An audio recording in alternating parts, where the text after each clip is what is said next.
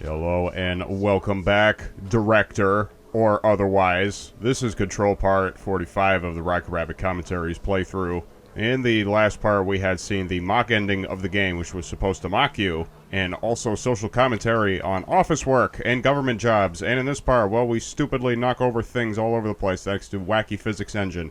We're going to take care of business once and for all, driving the hiss back farther than they've ever been driven back before in the Bureau of Control. Well, it's our fault for releasing a Hedron into the rest of the offices, so... Well, it's like blaming Jack for not realizing that Atlas was just fucking with him the entire time. I can't feel you. I can't. This is what Dylan wanted all along. But there is something. I can feel it, but I don't know what. The motel is a place of power, of change, a place to pass through, connecting everything. Yeah, it's a Waygate. Starring Inside my Dr. head. Casper Darling. Shouldn't it take me anywhere I want to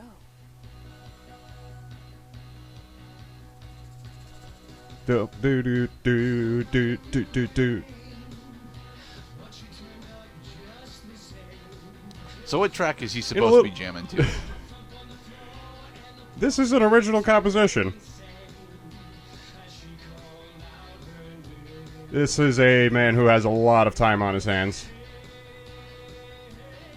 And here is a doctor who has gone completely insane.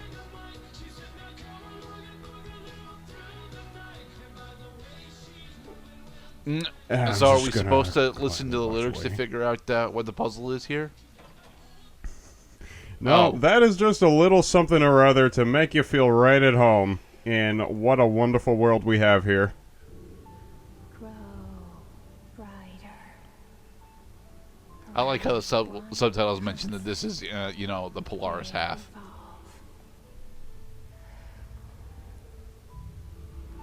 So to this day, I still am not totally sure what the hell is going on. You're alive. Okay, so the ordinary event separated Hedron into two different beings. The original Hedron and Polaris. Polaris ended up getting attached to Jesse because Dylan and Jesse were inside the slide projector at the time that they got separated. How to trigger you.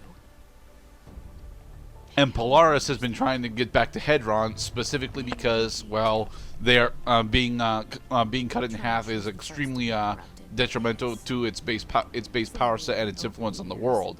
However, the corpse of Hedron, which apparently died several years ago, had successfully managed to infiltrate the Bureau of Control through Dylan, because that's where that's where the majority of its astral essence went into. Has tried to corrupt me too. The hiss are a background echo of Hedron's death.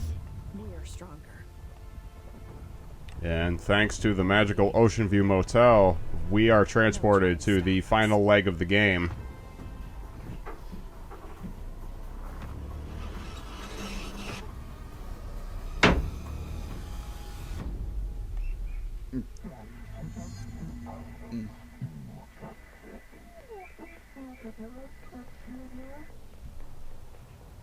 My sister had this The board.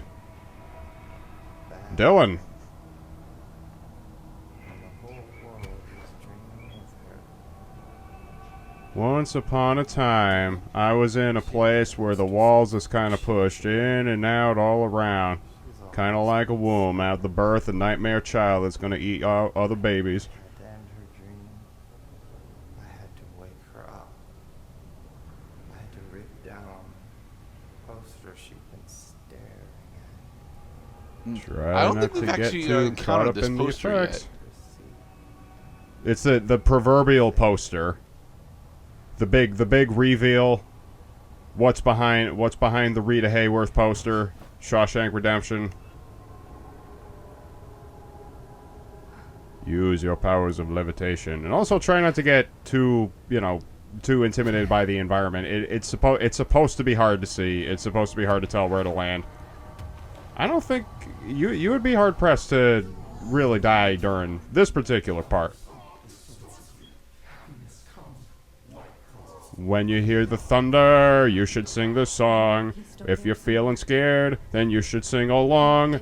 Fuck you, thunder, you can suck my dick. I am not scared of you, because you're just God's farts. Endgame dictates special transmission. Mm-hmm. Prepare for final bleep for every thing. Bleep! Don't swear at me. Language. Are we gonna do a Mook Rush and then do a boss fight with Dylan? It's a Mook Rush. Just like its predecessors, Alan Wake's American Nightmare. There's not much in the way of a boss encounter. Definitely not like that giant alien that we had to kill like 10 some odd parts ago. Not anything like that. I want to see the fuse being between Hedron and Polaris. Well, maybe if we bothered to do a 100% playthrough, which we didn't, we would have seen just that. An additional boss. A raid boss, if you will. No, Jesse's not really powerful enough right now to take down a raid boss.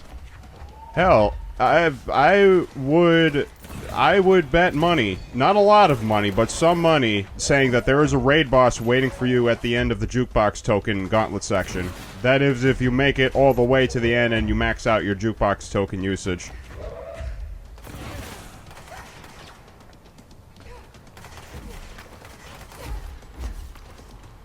You're used to fighting in the astral plane in order to develop your abilities. Here, your skills are put to the test. It's hard to see. Everything is red and there are hazards everywhere. Fall into a pit and you can cry about it. Make dust of your enemies. Make dust. We must. Boom. You also find a lot of named opponents, which basically means that they will have lots and lots of health. But they also drop crafting materials, like jukebox tokens. Haha. Jukebox tokens. Yeah, it's nice if they just give me form jukebox tokens. Those jukebox tokens are valuable. They cost like 10,000 apiece. 10,000 isn't that much at this point in the game. You're getting what? Several hundred per kill? Yeah, you're getting like 1,200 a kill right now. Well, they better give me lots per kill, because if I die, well, then I lose all that. If I died right now, I would lose 7,500 points. Yeah, which is less than a single jukebox token. You're fine. So boss characters will give me 1,000 points. That's nice, because there are lots of boss-type characters in this particular segment of the game. This feels very endgamey, and I like it. It doesn't feel endgamey quite yet. I mean, yeah, we're in the distorted astral plane, certainly, but aside from the Rorschach painting in the background, we aren't, dealing with anything too out there yet. It's a lot of the same. You are not going to see any new enemy types, just new configurations and new environments in which to combat them. Undefined reading. Maybe in the next Alan Wake type game, they will have a genuine, like, final boss with a health bar, and basically, this is the boss, fight him, and end the game. Nope. Here, we are just dealing with a bunch of mooks outside of the Night Springs movie theater.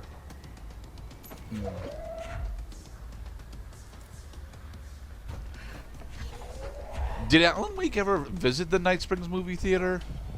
Yes. I don't recall that segment. It's American Nightmare. Oh, that would be why, because American Nightmare took place in the desert, and we were having to deal with Evil Alan for that game. It took place in Night Springs. Which is a weird name for a desert. It was a weird name for a TV show. Nah. It's a decent name for a TV show. I mean, it's very specifically a rip on the Twilight Zone, so. I still enjoy the Twilight Zone. I've not seen any episodes of the Twilight Zone in multiple years now, though. Well, I mean, I didn't access it personally, but I did happen to catch over my sister's shoulder that episode when they had a robot nanny, but the kids were getting attached to the nanny, but they said, no, the nanny can't get attached back. You don't have any feelings.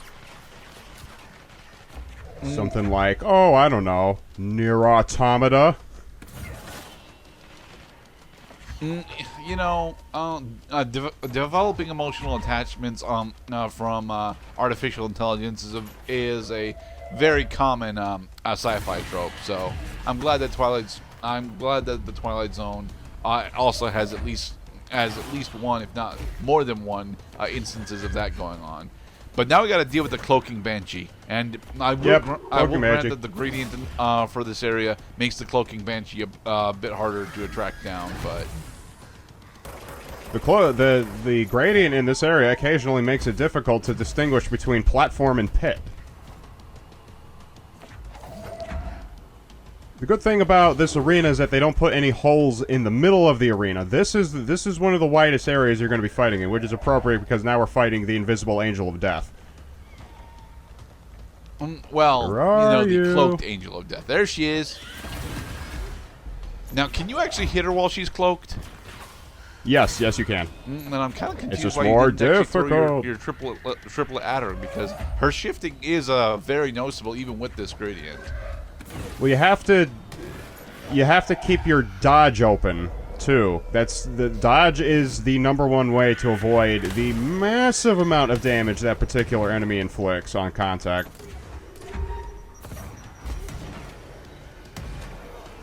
So if you've been waiting for a good application for your maxed out health bar like I was, you're gonna love this. Lots of second chances, and lots of enemies who drop health points every time you deal damage to them. Remember, Cloud Flyers are resistant to launch. The only thing that this part really needs is a unique background track. You really need some music that feels final bossy, or final mook rushy.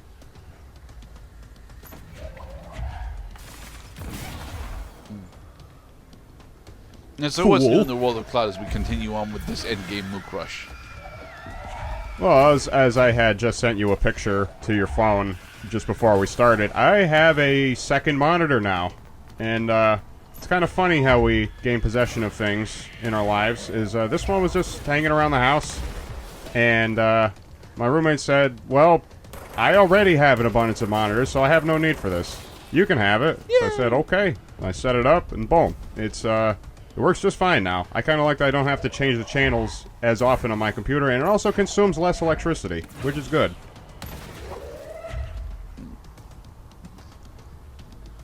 Heh. The rigs that we go throughout life. I mean, MTV had a show called Cribs, and then if you look hard enough on the internet, you can find a channel devoted to rigs.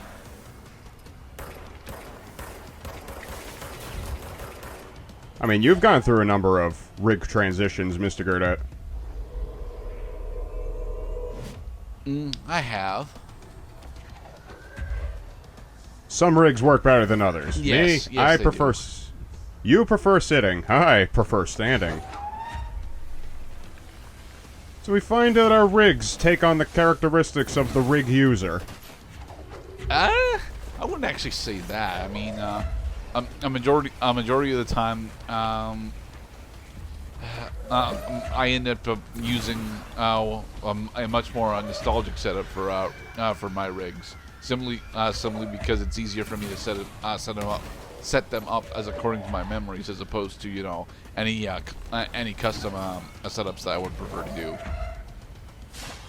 Right, like not necessarily adhering to the size of the room, or you recreating a more familiar rig. Yeah. Makes one feel right at home.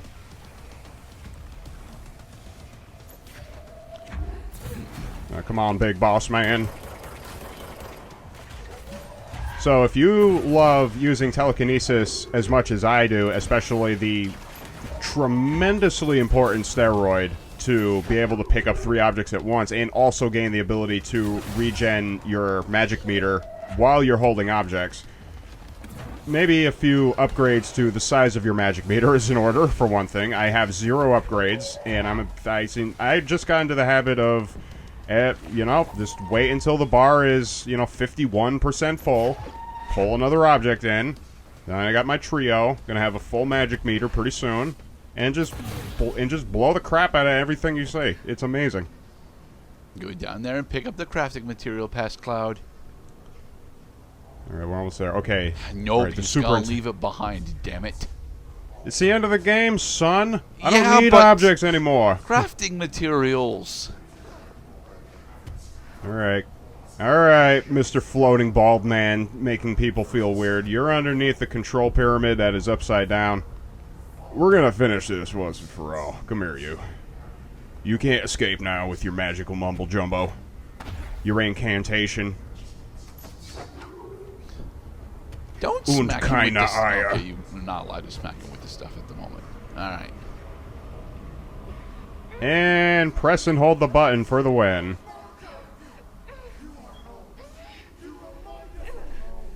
Dylan, your head is an egg. Shut up.